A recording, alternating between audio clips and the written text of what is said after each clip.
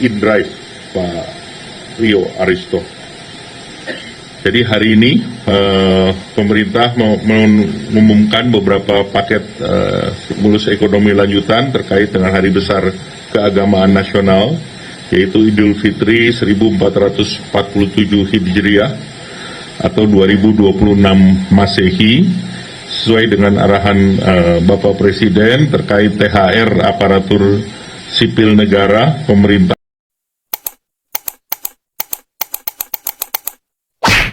pusat, termasuk P3K, TNI Polri, serta pensiunan. Pemerintah telah menyiapkan anggaran sebesar 55 triliun rupiah, dibandingkan tahun lalu ini meningkat, tahun lalu 49 triliun, naik 10%. THR ASN tahun 2026 yang akan disalurkan kepada 2,4 juta ASN pusat TNI Polri dengan total 22,2 triliun, kemudian 4,3 juta ASN daerah, total 20,2 triliun, kemudian 3,8 juta pensiunan, totalnya 12,7 triliun. Nah, komponen yang dibayarkan 100% penuh meliputi gaji pokok, tunjangan keluarga, tunjangan pangan, tunjangan jabatan, kinerja sesuai dengan regulasi yang berlaku. Pemberian THR merupakan hal yang berbeda dengan pemberian gaji yang ke-13. Jadi saya garis bawahi bahwa THR ini tidak sama dengan gaji ke-13. Gaji ke-13 biasanya diberikan di bulan Juni.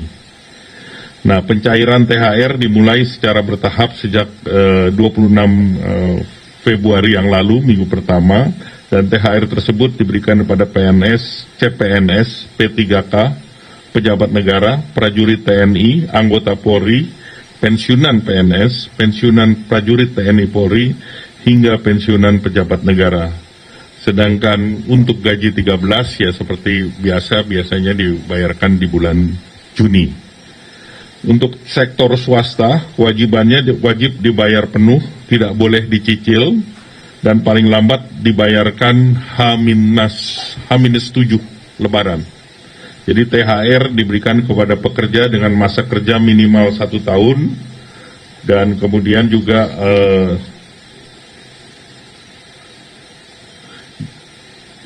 jumlahnya minimal jumlahnya adalah 1 bulan upah, sedangkan pekerja dengan masa kurang 1 tahun diberikan secara proporsional.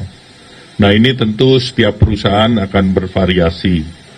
Nah, berdasarkan data dari BPJS Ketenagakerjaan, penerima upah yang tercatat adalah 26,5 juta pekerja, dan diperkirakan jumlah THR yang dibayarkan senilai 124 triliun rupiah untuk THR sektor swasta, dan ini diharapkan bisa mendorong konsumsi nasional secara signifikan. Kemudian bonus hari raya untuk ojol. Ini bonus hari raya ini telah dilakukan dengan komunikasi intensif dengan para aplikator, dan alhamdulillah komitmen kuat dari para aplikator juga diwakili dengan yang hadir pada pagi hari ini. Jumlah yang diberikan ini BHR tahun 2025 bisa mencakup kepada sekitar 850.000 mitra penerima atau pengemudi dengan nilai total 220 miliar, dan ini 2 kali dari tahun lalu. Tahun lalu itu sekitar 110 miliar dari masing-masing aplikator seperti Goto dan Grab. Tahun lalu menyediakan 50 miliar masing-masing. Tahun ini 100 sampai 110 miliar, meningkat 2 kali, dan penerimanya juga menerima masing-masing 400.000. Maxim juga memberikan kepada 51.000 mitra sebagai penerima BHR. Tahun lalu 1.000 mitra, jadi Maxim meningkatnya juga besar, 51.000. Kemudian InDrive juga memberikan sekitar 500-an. Nah, kami mendorong penyaluran dilakukan lebih awal, H-14 atau paling lambat H-7 sebelum Idul Fitri. Terkait dengan perlindungan jaminan sosial bagi pengemudi Hingga saat ini mitra pengemudi mengikuti jaminan kecelakaan kerja JKK dan jaminan kematian atau JKM BPJS Ketenagakerjaan. Nah, selanjutnya kita telah juga memberikan bantuan untuk diskon transportasi khusus menjelang Lebaran, nilai rupiahnya 911,16 miliar, baik dari APBN maupun non-APBN, dan bantuan yang diberikan pemerintah pada saat menjelang Lebaran nanti dalam bantuan pangan itu nilainya 14,9 triliun berupa 10 kg beras dan 2 liter minyak goreng untuk 35,04 juta keluarga.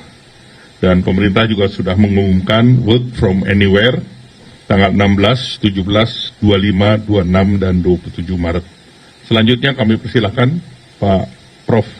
Jasirli. Baik, terima kasih Pak Menko, yang saya hormati Pak Menko, Bapak Menteri, Pak Seskap, dan teman-teman media semua. Saya ingin menyampaikan bahwa kami